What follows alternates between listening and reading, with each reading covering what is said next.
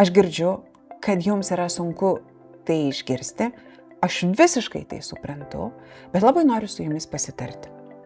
Ne? Kai mes suformuojam komandinio darbo įspūdį arba poreikį, kad būkime toje komandoje kartu, mes, ne aš matau, ne jūs matot, bet mes. Ir mes dabar kartu, vardan jūsų vaiko, padarom, ką galim geriausia.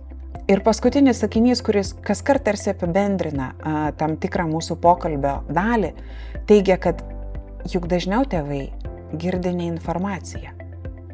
Čia apie diagnozes, ne?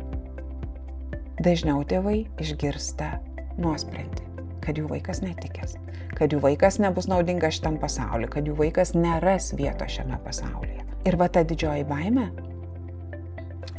sugeneruoja didelės energijas, sakykime, tada neigiama komunikacija atsiranda.